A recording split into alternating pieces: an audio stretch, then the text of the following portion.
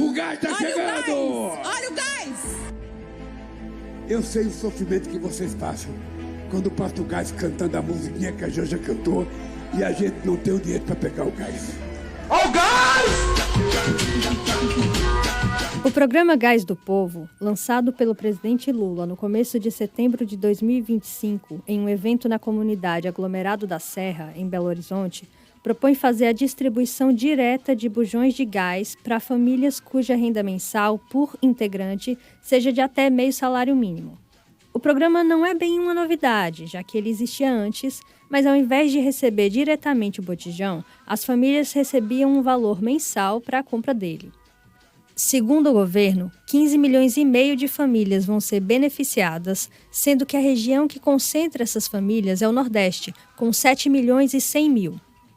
Quando a gente fala de Nordeste, gás natural ou gás fóssil, opção mais precisa adotada aqui no podcast, tem outro dado que vale mencionar.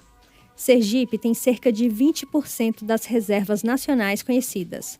E é para esse horizonte que o atual governo do estado tem olhado com mais atenção até do que para a extração de petróleo em águas profundas. Tem uma frase, Gabriel, que eu uso muito, que eu gosto de dizer que eu não quero ser o Uber do gás.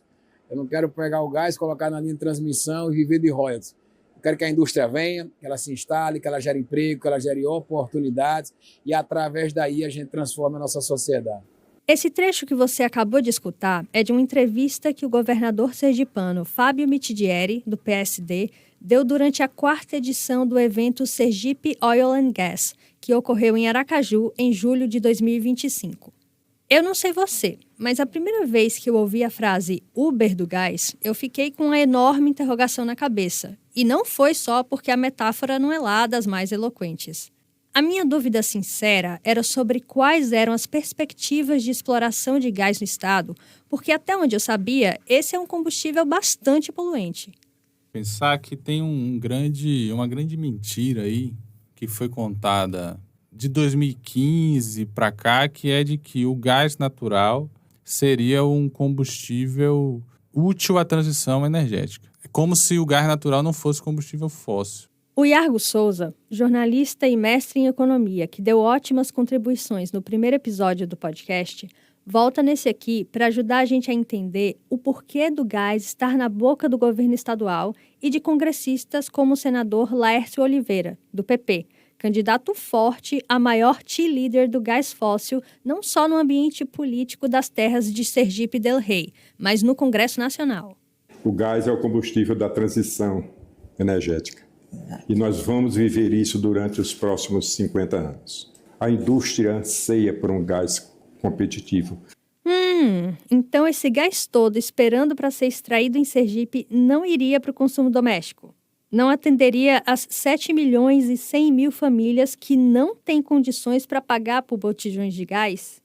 É fato que todo país precisa ter uma indústria forte e, para funcionar, a indústria precisa de fontes de geração energética. Mas de que indústria o senador Laércio está falando? Daria para atendê-las com fontes menos poluentes, como a energia produzida por parques eólicos ou solares, ou talvez biocombustíveis?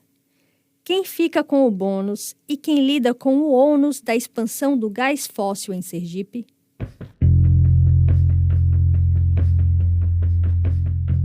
Eu sou Ana Paula Rocha, repórter da Mangue Jornalismo, e esse é o podcast Sergipe Verde, Sergipe Fóssil, que apresenta um panorama das perspectivas, ou não, da transição energética no menor estado do país. Essa produção é realizada com bolsa da Associação Brasileira de Jornalismo Investigativo, a ABRAGE, em parceria com a Organização de Pesquisa Independente WRI Brasil, a quem eu e a Mangue agradecemos. Segundo episódio, ó o Jabuti do Gás. O Brasil tem um novo epicentro energético, e ele não está no Sudeste, nem no pré-sal. Ele está aqui, onde ninguém esperava, Sergipe, o menor estado do país, um pequeno ponto que quase se perde no mapa no quesito energia, decidiu ser maior que o seu tamanho. Patrocínio a conteúdos veiculados em jornais, mas com um quê de publicidade. É assim que a Eneva, maior empresa privada de gás fóssil do Brasil, está convencendo muita gente sobre a expansão da exploração de gás ser inevitável para a realização da transição energética. A empresa é proprietária do maior terminal privado de gás da América Latina, a Termoelétrica Porto de Sergipe 1, que fica no município de Barra dos Coqueiros. E não é só o Nordeste que tem sido palco desse crescimento. A Eneva lidera a exploração de petróleo e gás fóssil na Amazônia Legal brasileira, respondendo por 72%. Suas licenças de exploração cobrem 31.900 km², uma área maior que o território da Bélgica, segundo o relatório The Money Trail, por trás da expansão de combustíveis fósseis na América Latina e Caribe, publicado em setembro de 2025.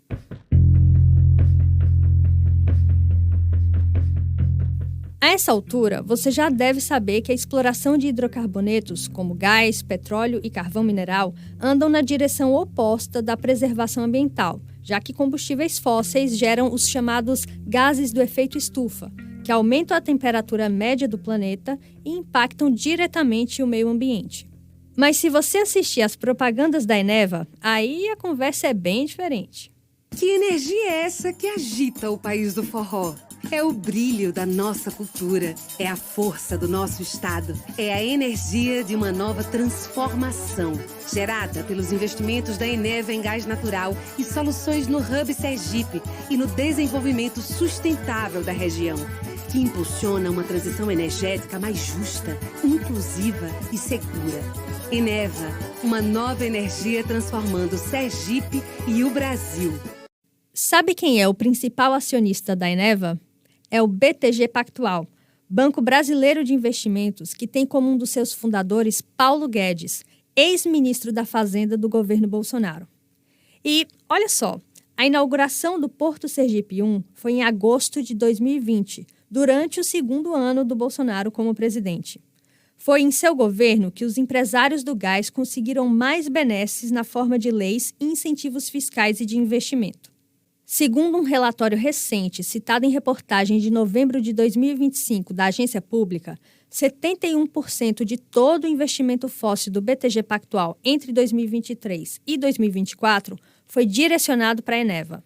A gente está falando da Eneva, mas existem outras empresas privadas explorando gás em Sergipe, caso da Carmo Energy, que apareceu com mais destaque no primeiro episódio.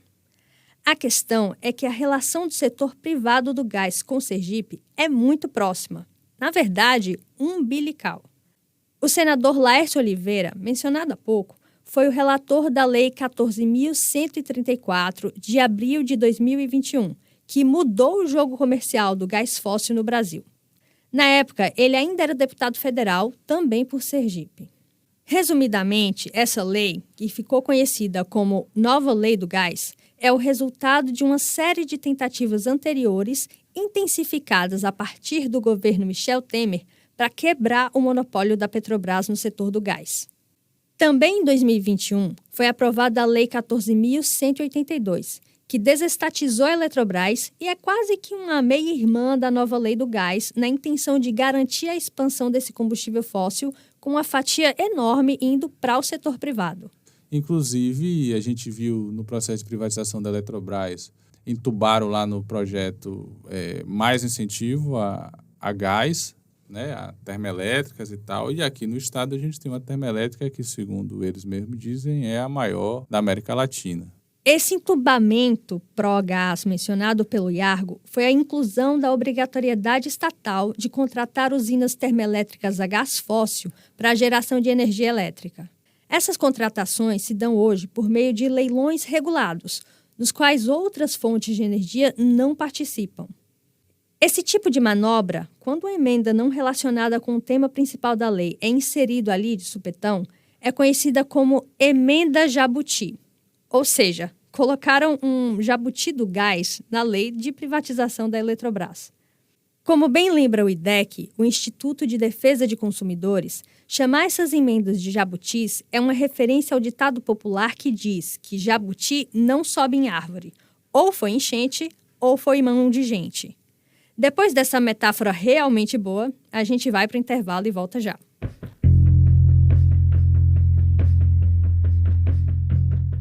Oi, tudo bem? Meu nome é Hector Souza e cuido das produções sonoras da Mangue Jornalismo. Eu tô aqui no intervalo para te fazer um convite. Quando terminar esse episódio, ouça o podcast A Mariscada. Publicado quinzenalmente, A Mariscada traz conversas com convidados que refletem sobre questões importantes para pensar o passado, presente e futuro, não apenas de Sergipe, como do mundo. O podcast é de acesso gratuito e está disponível no Spotify e no canal do YouTube da Mangue Jornalismo. Sai sempre às quintas-feiras, em semanas alternadas, ou seja, de 15 em 15. O Brasil vai sofrer um racionamento de energia da ordem de 20% a partir de 1º de junho. Alguns técnicos preveem consequências tão graves para a economia quanto as da crise do petróleo em 1973, causada pela guerra no Oriente Médio. Na atual crise, o governo culpa São Pedro, que não mandou chuva suficiente este ano. O monopólio estatal sobre o setor elétrico, que é majoritariamente abastecido por hidrelétricas, foi extinto em 1997. E a história desde então mostra que a cada episódio de estiagem prolongado no país, o Brasil recorre a termoelétricas a gás. 2 episódios que ilustram bem isso são o do apagão de 2001, durante o segundo governo Fernando Henrique Cardoso, e o período de intensa seca iniciado em 2012, no primeiro mandato de Dilma Rousseff. É importante gastar um tempinho falando sobre essa crise energética de 2001 e o que esse apagão gerou para o setor de energia do Brasil. Eu era criança e não me lembro dessa crise. Meus pais não tinham computador ou celular, eram outros tempos. Mas a situação foi tão grave que o famoso programa de entrevistas Roda Viva, da TV Cultura, colocou a energia literalmente no centro do debate.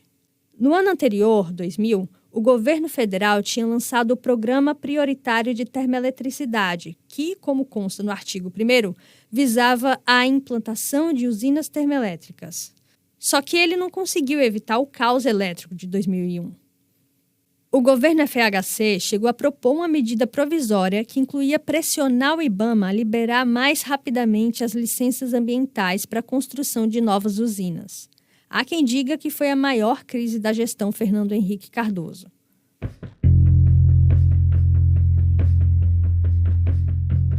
Em seus 2 primeiros anos comandando o país, o governo Lula reformulou a abordagem para o setor elétrico, mantendo o foco na geração por hidrelétricas e tendo as termoelétricas como uma garantia para momentos de alto consumo ou crise hídrica. Segundo a avaliação da Coalizão Energia Limpa em um relatório publicado em junho de 2024, na prática, a reforma promoveu forte expansão do uso de gás e outros fósseis na geração elétrica brasileira, desviando recursos públicos e esforços políticos da descentralização e diversificação acelerada da matriz através de fontes energéticas renováveis e menos poluentes, aumentando o preço das tarifas, comprometendo as metas climáticas e atrasando a transição rumo a uma economia de baixo carbono. Com esse aceno simpático do governo Lula I para as termoelétricas a gás, o lobby do setor viu uma oportunidade de tentar abrir de vez a porta. Houve a Lei do Gás, em 2009, avanços ali no período Temer, e então veio o glorioso ano de 2021, com a aprovação da nova Lei do Gás, aquela que teve como relator o então deputado federal Laércio Oliveira, e a emenda Jabuti em favor do gás inserida na proposta de privatização da Eletrobras. Hoje, o brasileiro paga uma das taxas mais altas de energia elétrica do mundo, e o gás fóssil tem grande parte nisso. Inclusive, vai ajudar a piorar o que já está ruim. A emenda Jabuti do gás eleva a produção de termoelétricas em 8 gigawatts entre 2026 e 2030, o que, segundo o relatório da Coalizão Energia Limpa, pode aumentar em 12% o custo de energia.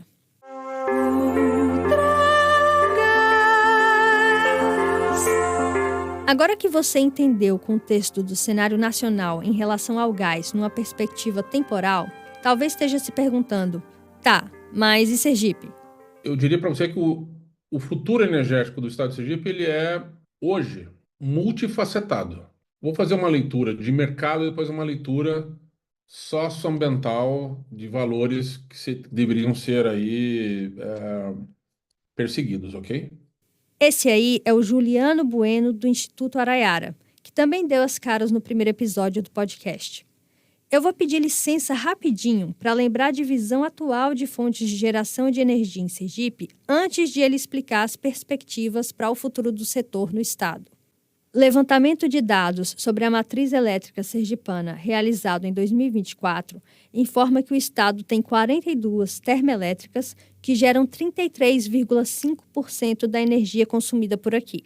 Sobre as fontes renováveis, a divisão é bem interessante. Sergipe tem só uma hidrelétrica, a usina do Xingó, responsável por 62,55% da energia do estado.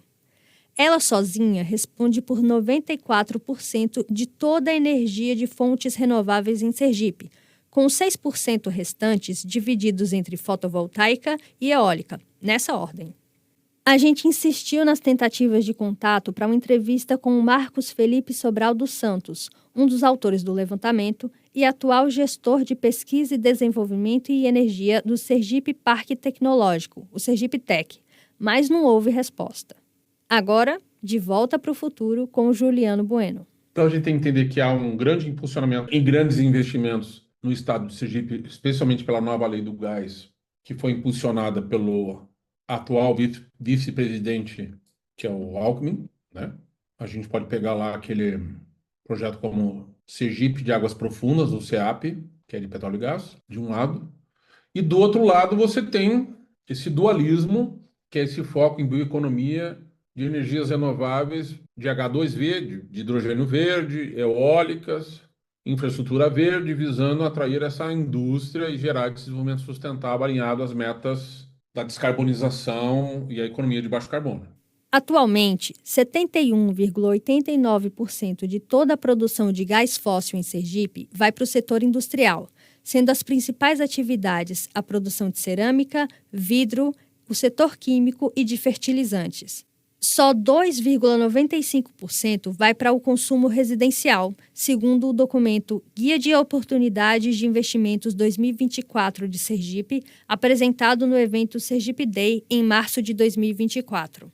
A queima do gás fóssil, ainda que seja menos poluente do que a do carvão mineral e a queima de derivados de petróleo, é sim bastante prejudicial à vida na Terra. O estudo de 2022, The Cost of Fossil Gas, que avaliou os prejuízos da queima de combustíveis fósseis para a saúde, economia e meio ambiente nas cidades, concluiu que, até o ano de 2050, a poluição do ar por gás fóssil pode acarretar em 48.190 mortes prematuras a mais no Brasil. As substâncias liberadas na queima de gás causam, dentre outros problemas, questões cardiovasculares, crises de bronquite e asma. De todos os ângulos possíveis, a ideia de queimar mais gás em Sergipe parece ser muito ruim. Por ser um hidrocarboneto, ele é precificado a dólar. Qualquer gripezinha de qualquer guerra no mercado árabe ou russo, você modifica o preço dessa commodity internacional e, obviamente, o gás sobe de preço e junto vai a economia que está atrelada a ele. Apesar desses pontos que apresentamos aqui, dentre os projetos em andamento em Sergipe voltados ao gás fóssil, está o de atrair para o estado os chamados data centers de hiperescala, estruturas enormes que consomem quantidades pantagruélicas de energia elétrica e água potável para resfriamento. Data centers operam 24 horas por dia, 7 dias por semana, processando e armazenando dados. De conteúdos publicados em redes sociais a e-mails, criptomoedas e streamings como Netflix e Amazon Prime, tudo que está na internet passa por um data center.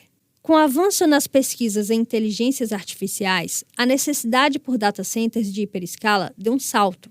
Ao menos um data center de hiperescala já está confirmado para ser instalado em Sergipe, mais especificamente na cidade de Nossa Senhora do Socorro, dentro do perímetro da Zona de Processamento de Exportação, a ZPE. A empresa Ótimos, que é uma multinacional, que vem investir aqui em Sergipe $1 bilhão, quase 6 bilhões de reais. Mas nenhuma empresa privada investe $1 bilhão de graça, né? Um doce para quem acertar o que Sergipe tem em grande quantidade e que interessa às empresas de data centers. Pois é, o setor de gás e de data centers andam de mãos dadas no Brasil. O presidente Lula lançou planos na casa dos trilhões para atrair centros de dados para o país e tentou dar uma amenizada nas críticas, colocando a obrigação de que novas estruturas instaladas nas EPS sejam abastecidas com energia eólica e solar. Essas fontes são intermitentes.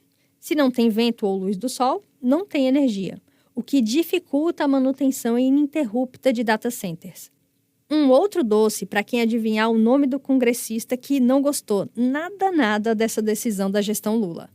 Por que só eólica e solar? De onde veio essa criatividade maravilhosa? Como é que vai funcionar esse negócio? A gente precisa gastar esse gás. A gente até tentou falar com o senador Laércio Oliveira, mas ele não respondeu. Na verdade, ele e a assessoria dele nunca responderam a quaisquer das solicitações que fiz de informações ou entrevista desde que eu entrei na Mangue, em junho de 2023.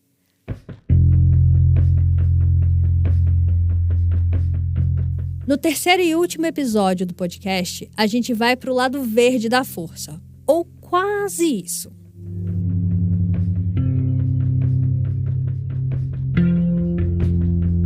Eu sou Ana Paula Rocha, apresentadora do Sergipe Verde, Sergipe Fóssil, podcast narrativo da Mangue Jornalismo.